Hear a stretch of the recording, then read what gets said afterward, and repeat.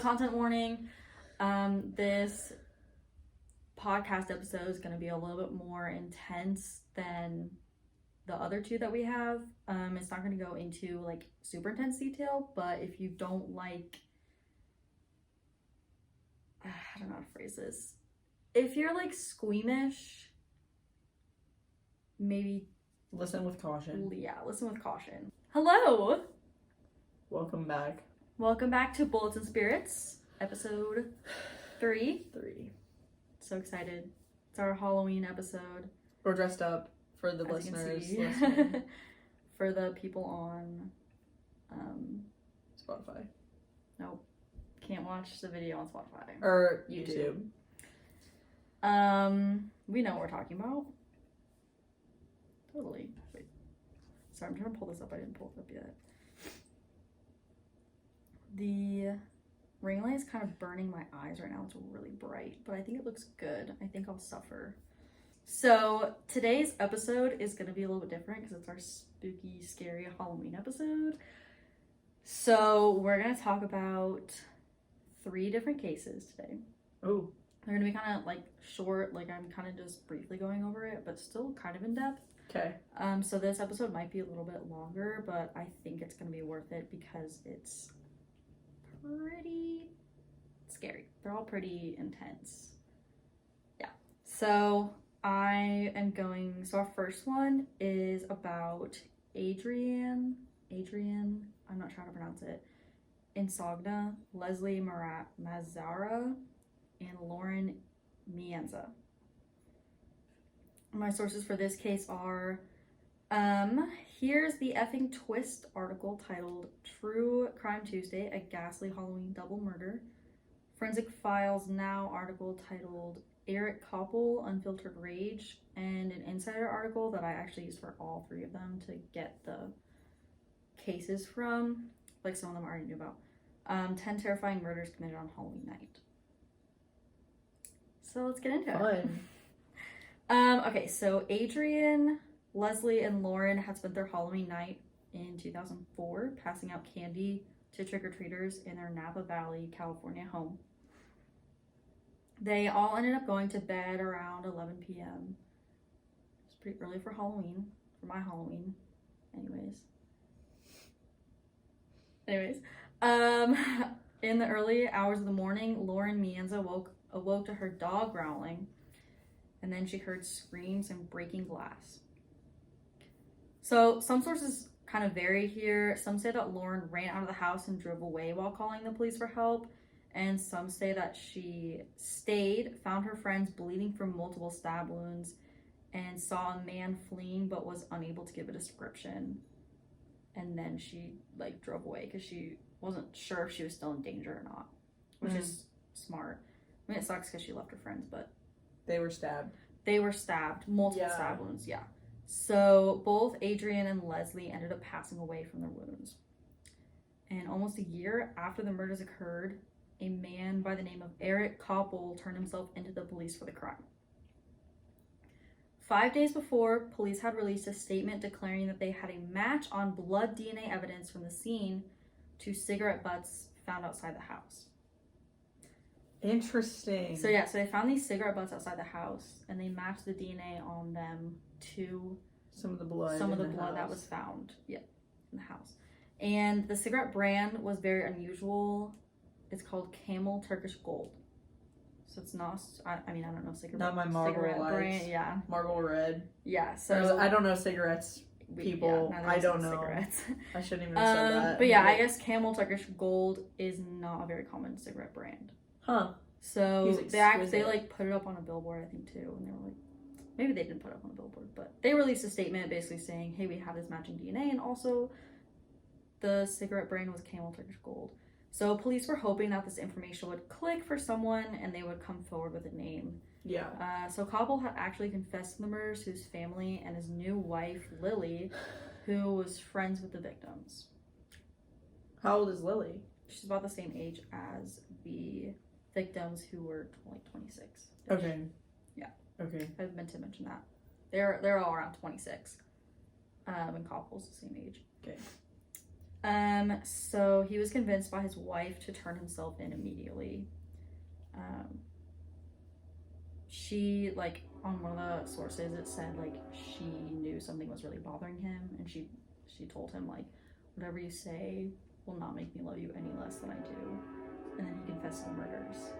And she was like, I still love him. I'm like, girl. Well, she said that. She couldn't back out then. Yeah, I mean, it was I like know. A good and bad thing. If my husband was like, yeah, I killed 2 people, I'd be like, oh, let me revise that statement. I mean, I don't know. I guess wanted to, but she was probably like, you know, I said that, and then he confessed to this, and obviously he's really distraught about it. So like, unless he was like a cold-blooded killer that was like, yeah, I've killed 50 people. Yeah, that's fair. He was very distraught about it. So Koppel was eventually convicted of 2 counts of first-degree murder and took a plea deal.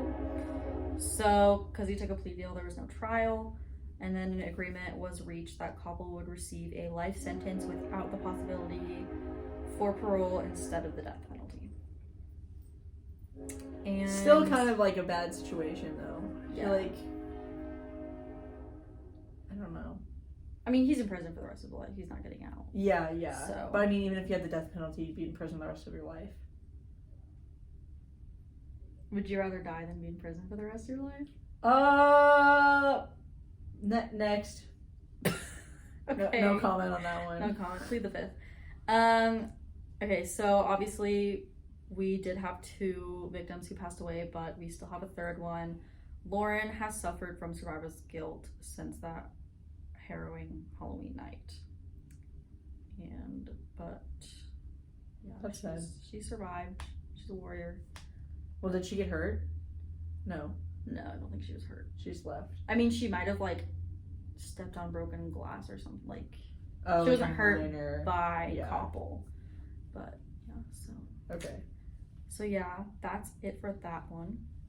Pretty crazy story. Okay, so this next murder is about the Liskey family murders. The sources here, a Medium article titled B.J. Liskey Butchers Family on Halloween, True Crime.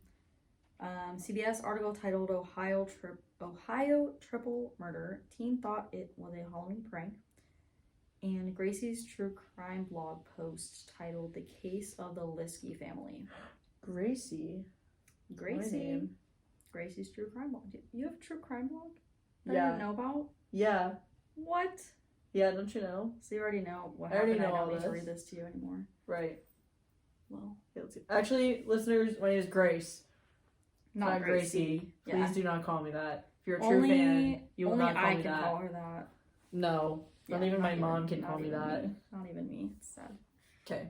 So on October 31st in 2010, Devin Griffin stopped by his house around 9:30 in the morning. He changed and got ready for church. He was going to go sing in the choir. And his stepbrother BJ was also up, and they had a brief but somewhat strange conversation before Devin left. BJ asked where he was going and how long he would be gone, which was like odd for Devin because BJ normally was pretty quiet and didn't really talk. And like he was surprised that BJ like cared. You know, like if you're asking where someone's going and how long they're gonna be gone, like you care a little bit. So he was just like, that's odd.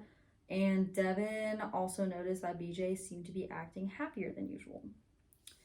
So Devin returned home around 1:30. He relaxed and played video games before coming to the conclusion that his house was too quiet on this Sunday morning. So he walked around the house trying to figure out where his family was. And when Devin entered his mother, Susan Liskey, and stepfather, William Liskey's room, he found them laying in their bed with their comforter pulled up over their heads. So Devin began talking to them to try and wake them up, and then he noticed that his mom's leg was sticking out from under the covers, so he tried tapping that to wake her up.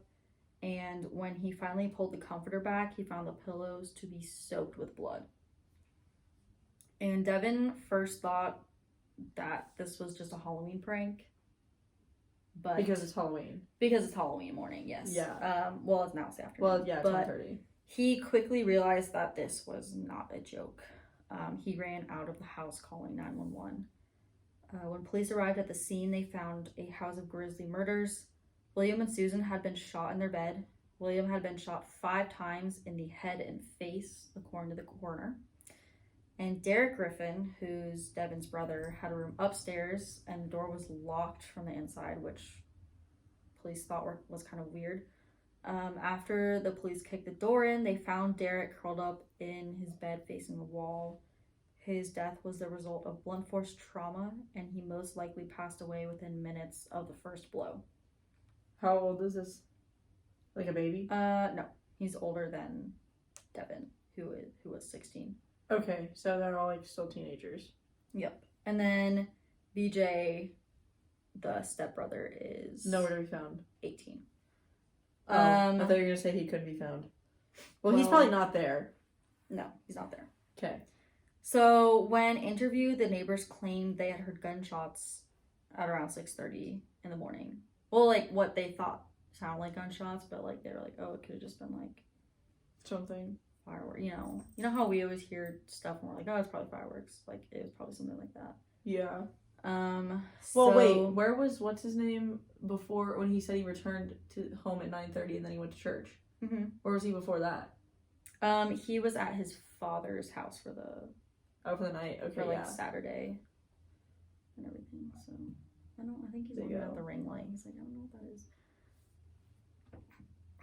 Investigators found a bloody claw hammer at the scene, and that matched with the wounds on Derek's head. So BJ Liskey, William's son, was immediately determined to be the suspect. He had a troubled past full of violence and mental illness. BJ had received treatment for schizoaffective disorder, bipolar type. So that might do it. Yeah. Do you know what schizoaffective disorder is? Remind me. It's like about an abnormal, but that was it. Oliver does not understand what these are. Is my mom a bird? Can I eat her now? Yeah. Okay. So schizoaffective disorder is like kind of like a milder form of schizophrenia. I want to like look it up. Disorder. Okay, yeah. So it's basically schizophrenia, but like with mood disorder symptoms. So sorry, I don't want to like.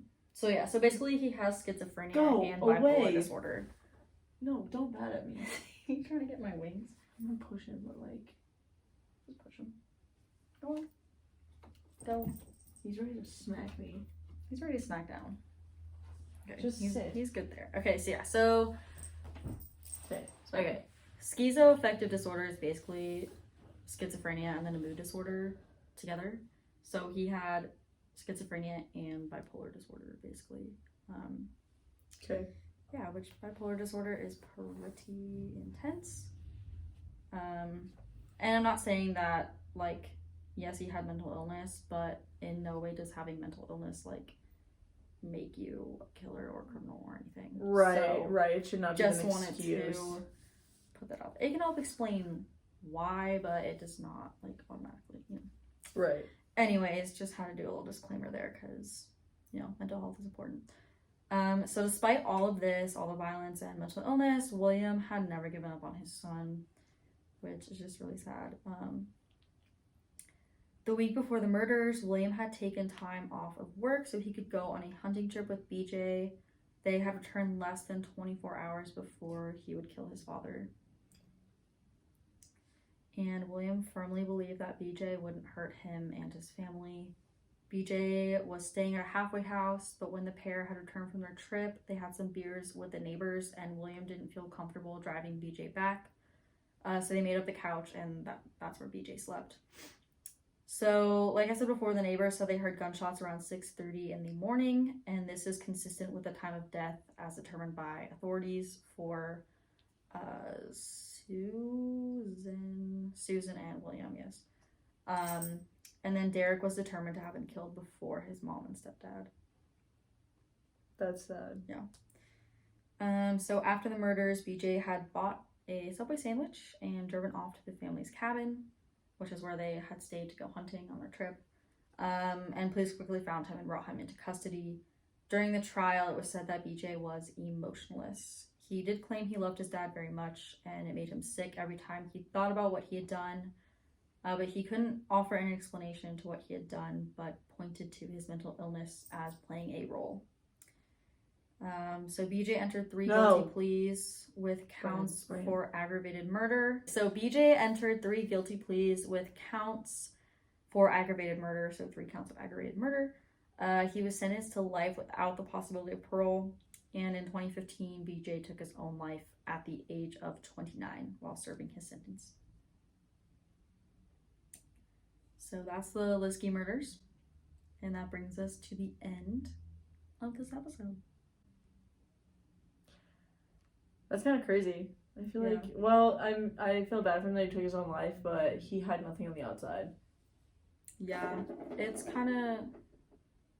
it's hard because on one side I'm like, he was a murderer, like. Right, but at the same time, like. At the same time, he's he was 29 years old. He was 18.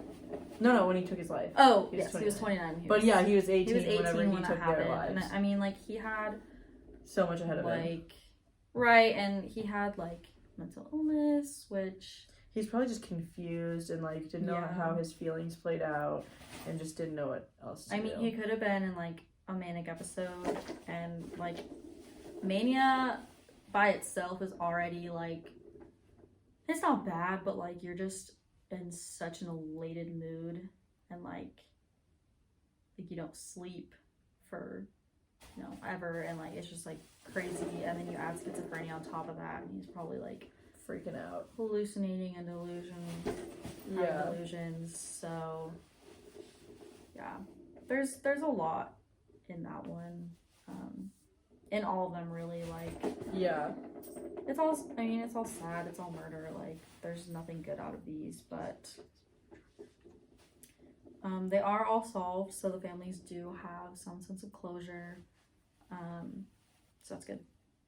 Good. At least. So our last murder of the night is called the Toolbox Killers.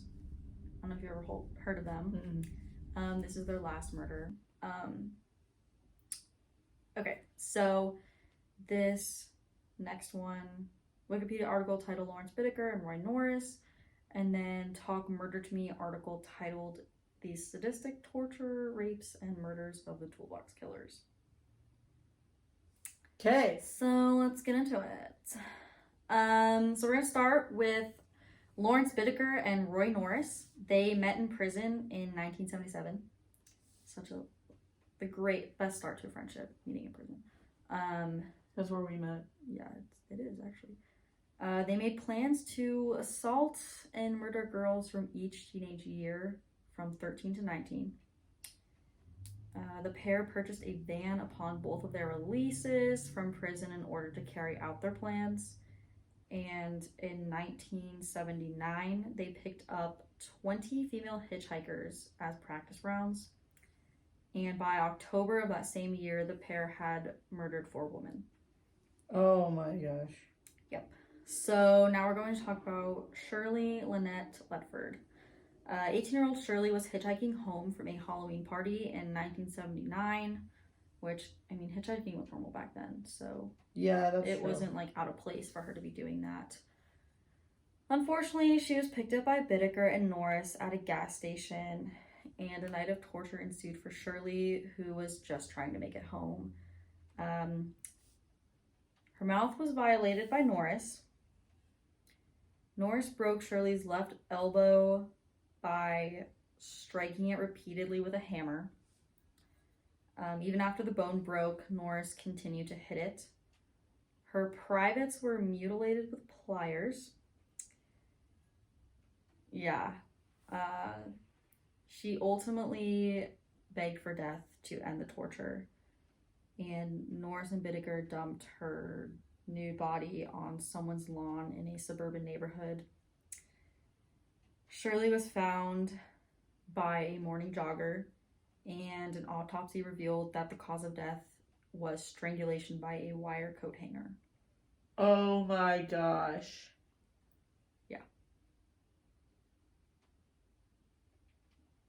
I know. That's insane. But like you said, like that could have not, that's like not their first No, it's victim. not even their first victim. Like, they did the same thing. And I mean, I didn't even go into all the details here. Like, I could have gone very much into detail. I mean, they have, well, I'll get into that later. But, Okay, go ahead. So, the conviction, this is kind of a big chunk. Norris and Bittiker were arrested on November 20th, 1979 on different counts. Norris ended up pleading guilty to 4 counts of first-degree murder, 1 count of second-degree murder, 2 counts of rape, and 1 count of robbery. So Norris actually ended up testifying against Bittiker at Bittiker's trial. So due to the plea and testimony, prosecutors agreed to seek neither the death penalty nor life without parole at the hearing. Why? Because he had basically convinced prosecutors and everything that it was all Bittiker, and he like only did this because of Bittiker's influence. And I mean, looking back at, like, Norris was the one who did most of the things to Shirley, because he was the one who broke her elbow. He was the one who violated her. Yeah. Okay. So that to me, I'm like, are you guys dumb? But whatever. I mean, he had just very much convinced everyone that he was not at fault here, really. But a probation officer testified that Norris had no remorse for his crimes and was an extreme sociopath. So on May 7th, 1980, Norris was sentenced to 45 years to life imprisonment. And he died on February 24th, 2020 of natural causes at the age of 72. Oh, good. Yep. Wow. So yeah, that was just last year. That 2020. Yeah. Wow. So Bittiker, on the other hand, was arraigned on 29 charges of kidnapping, rape, sodomy, and murder. When asked how he was going to plead, Bittiker remained silent to the judge. So the judge entered a not guilty plea for him. His trial began on January 19th, 1981. Norris began his testimony on January 22nd, and the most damning evidence was an audio tape Bittiker and Norris had recorded of Shirley's capture, torture, and subsequent murder. They recorded it? They recorded it. Oh my gosh. That poor woman. I know. Girl. Yeah, Kid. she was 18. Yeah. She was literally just becoming an adult. I wouldn't even say 18 as an adult. That's like fresh out of high school. Yeah. And on Halloween night, she's still in high school. Well, she could be like a freshman in college, but that's she's still very so young. That's very young. So sad. This is hard to get my mind around. So on February 17th, 1981, the jury found Bittiker guilty on 5 counts of first-degree murder, 1 charge of conspiracy to commit first-degree murder, 5 charges of kidnapping, 9 charges of rape, 2 charges of forcible oral copulation, 1 charge of sodomy, and 3 charges of unlawful possession of a firearm after the jury deliberated for 3 days. 3 days they had to deliberate on this? Yeah. I mean, they had a lot to talk about. That's true. Like, they have a lot to talk all about. those charges, like, yeah, that's a lot. So I'm not surprised. But Bittiker was sentenced to death for the 5 counts of first-degree murder on February 19th after only 90 minutes of deliberation from the jury. That's pretty quick. Especially for sentencing someone to death. Like, normally they're like, it takes a long time. Know. Yeah. Yeah, so on March 24th, Bittiker was formally sentenced to death. And if the sentence was ever reverted, so like if the death penalty ever was revoked in California. California? Yeah, Napa Was this Valley. California? No, that was the first one. Shoot, where was this? I think it was... I didn't write where it was, because the first one was Napa Valley, but... I think this was in California. Bless you. Sorry. This was most likely in California, because that's where all the serial killers come from.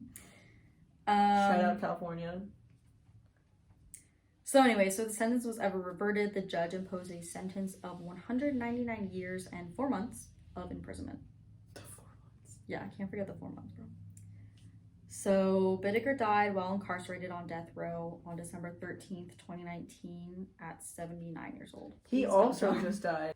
So the audio recording of Shirley's torture and murder is currently in possession of the FBI Academy and is used to desensitize FBI agents to the reality of torture and murder. Wow. You could listen to that. Hopefully we'll have to. Not hopefully, 'cause that's awful, but I want to go through the FBI Academy. So, like, hopefully I'll be in a position to listen to it, but I also hope I never have to hear that because that's scary. That's scary. I did read through a lot of the transcript of it.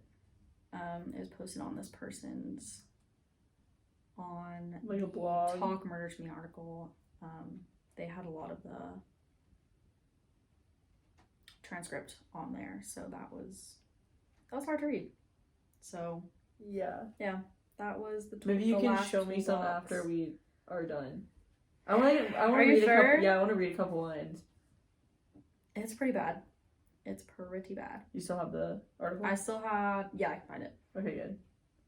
Okay, and that is the stories of Adrian Insogna, Leslie Mazzara, and Lauren Mienza. Shirley Lynette Ledford and her murderers Lawrence Bittaker and Roy Norris, and the Liskey family. Sad. That's that. But happy Halloween. Yeah, happy Halloween. Stay safe out there. Don't hitchhike, especially Sleep with all your lights on. with 2 men in a van. Yeah, don't get picked up, Stay please. safe. Be Make safe. sure your drink doesn't get roofied, because Yeah. that's not good. Don't get into a strange Uber. Stay with friends. Yes, with friends. Be safe. Everyone have a happy Halloween. Kate and I will be also having a happy and safe Halloween here in Missouri. That's the goal. That's the goal. Okay. Episode 3 done. Episode 3. Thank you all for listening or watching.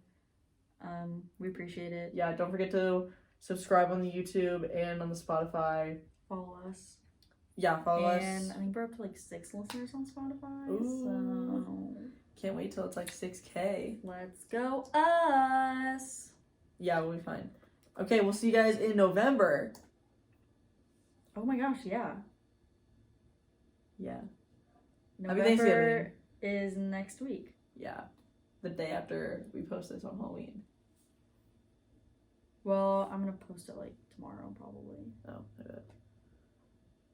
Yeah, are we So- signing out? Can we say That's goodbye? crazy. Can we say goodbye now? Yeah. Ready? Okay. Okay, Bye. bye.